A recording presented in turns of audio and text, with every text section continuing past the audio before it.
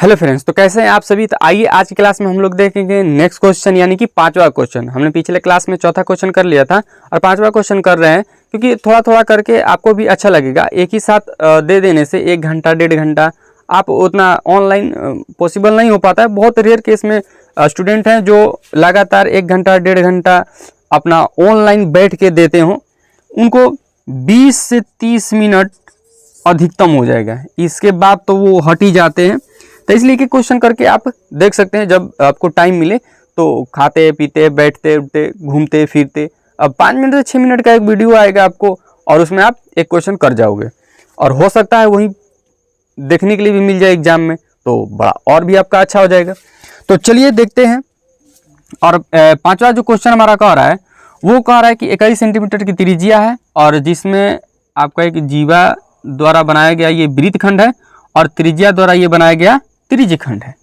तो हम इसका नाम रख लेंगे ओ ए बी और यहाँ पर रख लेंगे पी। तो सबसे पहले कह रहा है कि चाप की लंबाई, पहला क्वेश्चन हमारा है, यानी कि ये जो ये त्रिज्या बना हुआ है इसके चाप की लंबाई यहाँ पर ये निकालना है। तो हम लिखेंगे हल में हम पहले लिख लेंगे कि थीटा बराबर है आपका 60 डिग्री क्वेश्चन में दे रखा है और त्रिज्या हमारा दे रखा है 21 सेंटीमीटर। तो अब हम पहला क्वेश्चन निकालेंगे कि चाप की लंबाई बराबर, चाप की लंबाई क्या होता है थीटा बटा में 360। वहाँ पर क्षेत्रफल निकाल रहे थे इसलिए पाई आर स्क्वायर था और यहाँ पे लंबाई यानी कि परिमाप निकाल रहे हैं तो क्या हो जाएगा हमारा 2 पाई आर हो जाएगा। थीटा 60 है बटे में 360 गुणे 2 और 22 बटा 7 और गुणे आर का मान कितना है आप देख पा रहे हो 21। तो हाई हो जाएगा 6 के 36, हाई हो जाएगा 7 21, हाई हो जाएगा 3 दूनी 6 और हाई 2 से 2 कैंसिल। फाइनल आंसर कितना हमारा बचा तो 22 सेंटीमीटर। अगर नहीं दिख रहा होगा तो यहाँ पे लिख देते हैं बराबर 22 सेंटीमीटर। ये हमारा एक आंसर हो गया। फिर लिखेंगे दूसरा के लिए। दूसरा कह रहा है कि चाप द्वारा बनाए गए त्रिज्यखंड का, यानी कि ये जो हमारा जो चाप बनाया है उससे ये त्रिज्यखंड का क्षेत्रफल क्या होगा, ये पूरा दिख रहा होगा। तो आइए निकालते हैं, डायरेक्ट लिखेंगे क्योंकि हमें थीटा भी पता है और आर भी पता है। तो लिखेंगे चाप द्वारा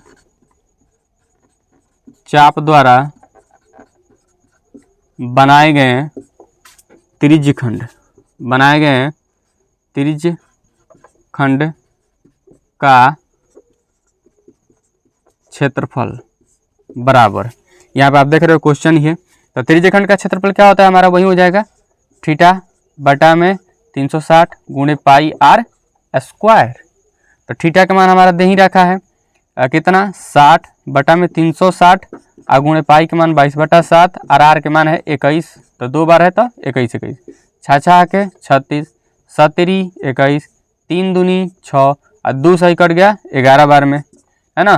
तो आपका बचा 11 गुणे 21। तो हम क्या लिख सकते हैं 2 3 1 सेंटीमीटर स्क्वायर। ये हम डायरेक्ट कैसे कर ले, ये आपको पता होगा, अगर नहीं पता है तो थोड़ा सा 1 मिनट के लिए यहाँ ध्यान दीजिए, उसके बाद आपका ये क्लियर हो जाएगा। तो अगर मान के लिए 5 है 4 है गुणे 11 है तो कुछ नहीं करना है, यहाँ 5 लिखो यहाँ 4 लिखो और दोनों के जोड़ के यहाँ 9 लिख दो। ये हमारा 11 से गुणा फाइनल हो गया। फिर मान के चलिए यहाँ पर 6 और यहाँ पर है 3 गुणे है 11 तो कुछ नहीं लिखना है, यहाँ तो 6 और यहाँ 3 और दोनों को जोड़ के 6 3 9, ये हमारा 11 से गुणा हो गया। तो इस प्रकार से ये हो गया 2 और ये हो गया 1 और बीच में 2 1 3।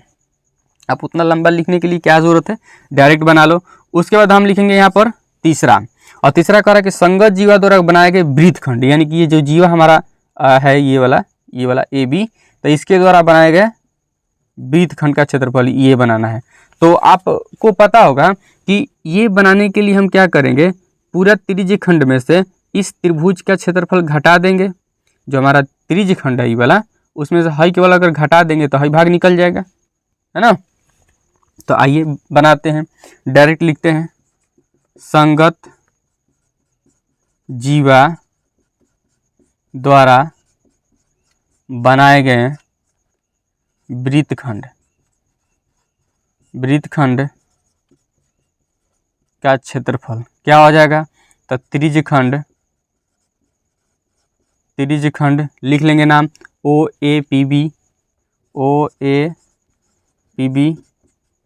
का क्षेत्रफल माइनस त्रिभुज ओ ए बी का क्षेत्रफल, ओ ए बी का क्षेत्रफल लिख लेंगे। त्रिज्यखंड का क्षेत्रफल तो हमको पता ही है 231 सेंटीमीटर स्क्वायर, तो यहाँ ये भी नहीं लिखिए, लास्ट में लिख लेंगे, माइनस देंगे। अब ये देखना कि ओ ए बी का क्षेत्रफल नहीं, त्रिभुज है कौन सा, तो आप देख रहे हो कि इसका थीटा 60 है, 90 होता है तो हम लगाते हैं 1/2 आधार गुणे ऊंचाई, लेकिन यहाँ पर 90 नहीं है, 60 है। तो उसके लिए हम क्या करेंगे कि यहाँ पर देख रहे हो कि आप 21 और 21 ये दोनों भुजाएं क्या है, बराबर है, तो ये यहाँ पर कह सकते हैं कि समद्विबाहु है। तो अगर समद्विबाहु कह सकते हैं तो हमको पता है कि बराबर भुजा के समूह कोण क्या होते हैं, बराबर होते हैं ना। यहाँ ध्यान दीजिए थोड़ा सा 1 मिनट के लिए, मान के चलिए ये हमारा एक ऐसे हो गया, ये दोनों बराबर हो गए और ये हमारा दे रखा है पहले ही से 60। तो आपको पता है कि बराबर भुजा के समूह कोण क्या होते हैं, बराबर, यानी हयो x और हई हो जाएगा हमारा, यह भी x हो जाएगा। तो त्रिभुज के तीनों अंतःकोणों का योग कितना होता है, 180। तो x प्लस x बराबर कितना हो जाएगा, 180। हई 60 में से, हई 180 में से 60 घट जाएगा, हई x और हई हो गया 2x। तो 180 माइनस 60 कितना होगा जी, 120। अब भाई 2 है तो 2 से 2 बार में चला जाएगा 60। तो x का मान फाइनली कितना आया, 60, यानी हयो 60 हयो 60। और तीनों कोण क्या है, ये एक समान है। तो अगर तीनों कोण एक समान है तो हम कह सकते हैं वो एक समबाहु त्रिभुज है। कैसा त्रिभुज है, तो समबाहु त्रिभुज है। तो हम डायरेक्ट यहाँ पे लिखेंगे उस त्रिभुज का क्षेत्रफल। समबाहु त्रिभुज का क्षेत्रफल आपको पता होना चाहिए कि √3/4 गुणे भुजा स्क्वायर, यानी कि हम r स्क्वायर कर सकते हैं। तो यहाँ हो जाएगा 231 माइनस √3/4 गुणे 21 गुणे 21, क्योंकि r क्या है, 21 है। तो 231 माइनस 21 से करेगा तो 400 हो जाएगा 41 √3/4, और इसको फाइनल कर लीजिए सेंटीमीटर स्क्वायर। यही आपका क्या है, आंसर। चलिए तब मिलेंगे हम लोग नेक्स्ट क्लास में।